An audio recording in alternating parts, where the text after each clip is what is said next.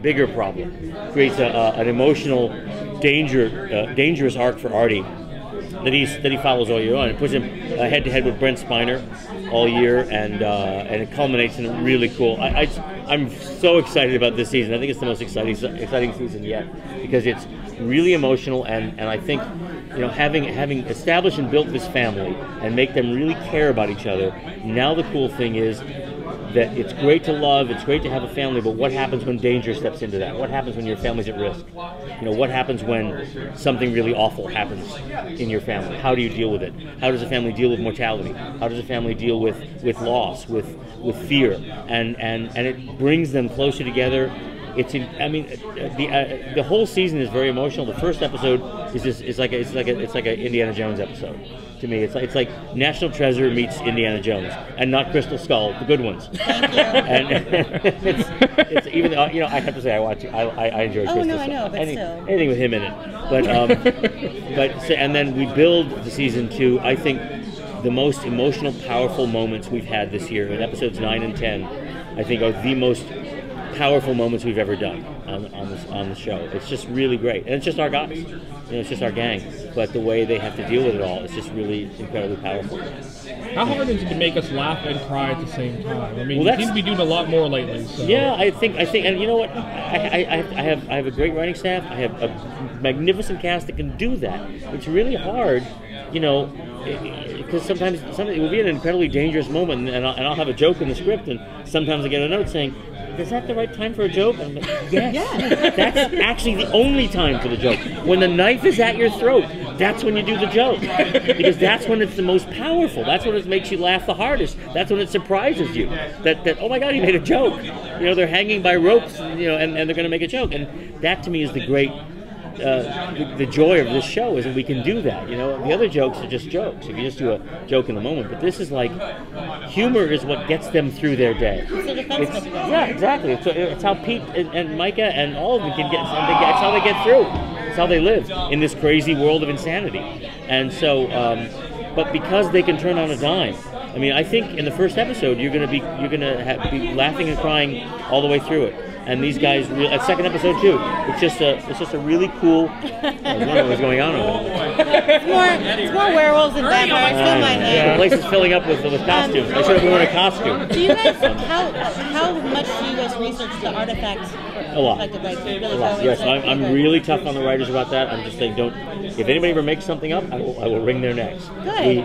It all has to be based on absolute truth. Now we can bend the truth and play with it and come up with things because. You know, H.G. Wells is not a woman, but you have to know everything about it before you break the rule. You have to understand it intensely. It's like Robert McKee's story structure class. Understand all the story before you can break the rules. You got to understand the rules before you can break them. Right. So we really research everything thoroughly, as much as Wikipedia allows. I was going to say.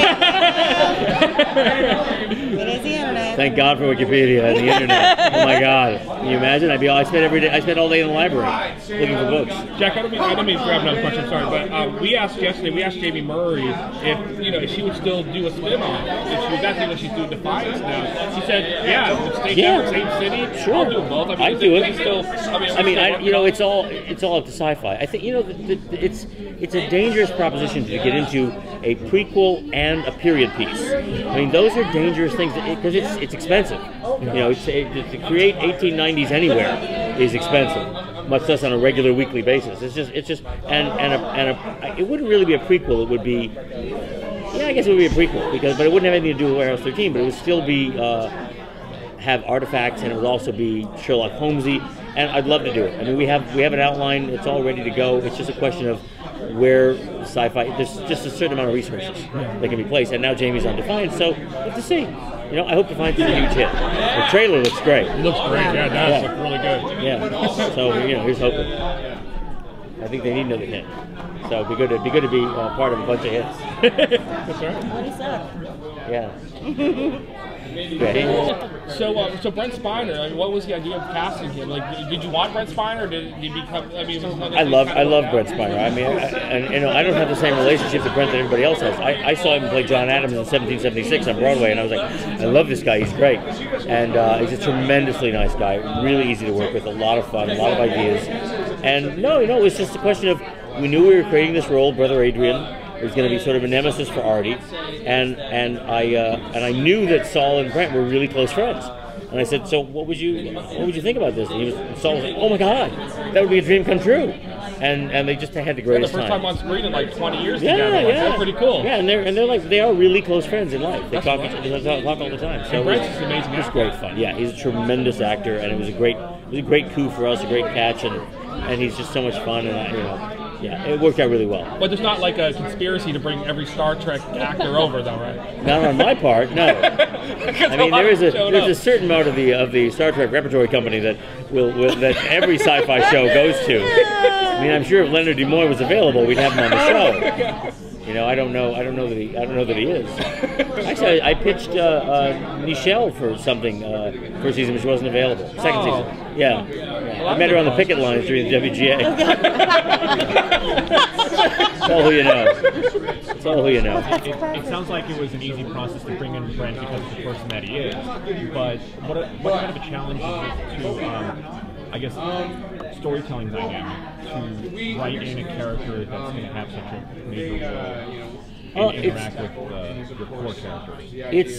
It's fun, and they bring so much to the table already because of their relationship, because of their current relationship. So you can write towards a lot of that challenging. I mean, although I kid Saul and Brent both that sometimes it becomes a contest in pausing.